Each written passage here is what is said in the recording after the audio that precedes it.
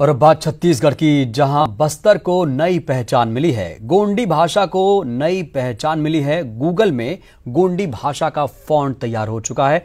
Google में सीधे type होगा ये फॉन्ट।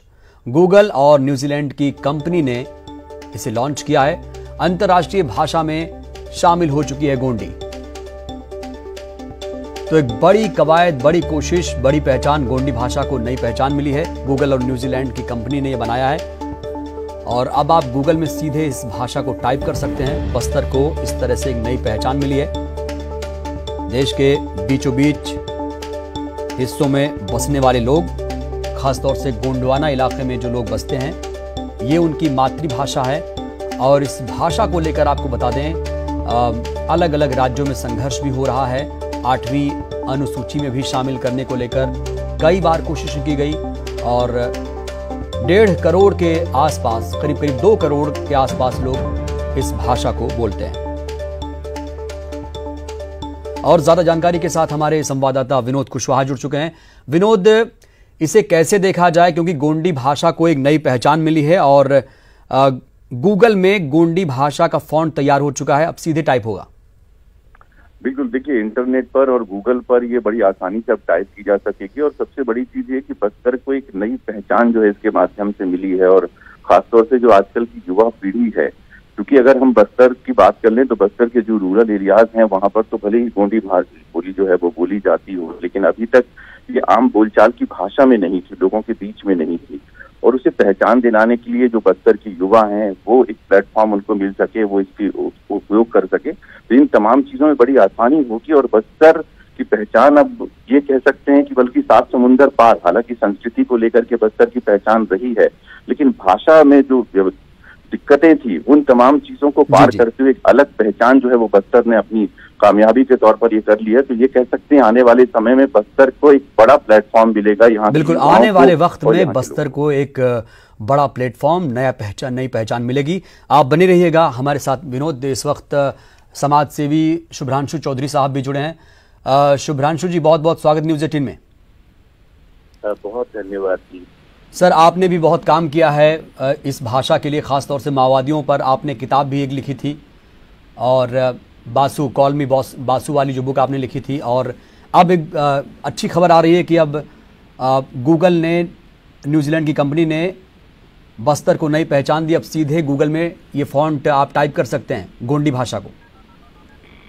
जी, ये प्रयास काफी दिनों से चल रहा था। जैसा कि आप जानते हैं कि फॉन्ट जो नॉन यूनिकोड फॉन्ट होते हैं वो तो गूगल में, गोंडी में भी थे, वो पिछले कई सालों से कई बने हुए हैं। लेकिन यूनिकोड बन जाने से क्या होता है कि जैसे हम लोग आजकल हिंदी में, जैसे पहले चाणक्य और कृतिदेव इस तरह के फॉन्ट यूज करते थे, तो दोनों के पास में वही फॉन्ट हो तभी हम आपस में एक दूसरे से बात कर सकते हैं। तो वो तो पहले था। तो यूनिकोड कंसोर्टियम के पास हम लोग लगभग 3 साल पहले गए थे और उसको 1.5 साल करीब उसका ओके होने में लगा। और फिर हम लोगों को खुशी है कि गूगल जैसी कंपनी ने इसमें रुचि दिखाई। तो अब एंड्रॉइड फोन में भी जो नए फोन के वर्जन आएंगे उसमें ये यूनिकोड फॉन्ट गोंडी का डला हुआ रहेगा। तो इससे गोंडी भाषा को बचाने में और मदद होगी, ऐसा हम लोग को लगता है। भाषा की हालत तो बहुत खराब है। गोंडी संभवतः हमारे देश की सबसे पुरानी भाषाओं में एक है। संस्कृत से भी बहुत पुरानी है। हिंदी का तो अभी हाल 200 सालों का इतिहास है। तो गोंडी एक ऐसी भाषा है जिसकी खुद की लिपि है, एक नहीं 2 लिपि है। हिंदी की कोई लिपि नहीं है, अंग्रेजी की कोई लिपि नहीं है। तो ये हमारी समृद्धि है, ये हमारी पहचान है। बिल्कुल शुभ्रांशु जी, यहीं पर एक बड़ा सवाल खड़ा हो जाता है कि जब इतनी पुरानी भाषा है, करीब 5000 साल पुराना इसका इतिहास रहा है। मोहनजोदड़ो, हड़प्पा से लेकर ये भाषा निकली है और वहाँ से इसका भी इतिहास मिलता है। तो ऐसी क्या वजह है कि ये मातृभाषा जो व्यापक इलाके में बसे लाखों करोड़ों लोग बोलते हैं, अपनी आखिरी सांसें भी गिन रही है? अब ये तो आपने एक राजनीतिक प्रश्न पूछ दिया। हर प्रदेश, हर भाषा को राज्य मिला। मैं बंगाली हूँ, उनको बंगाल मिला, गुजरातियों को गुजरात मिला।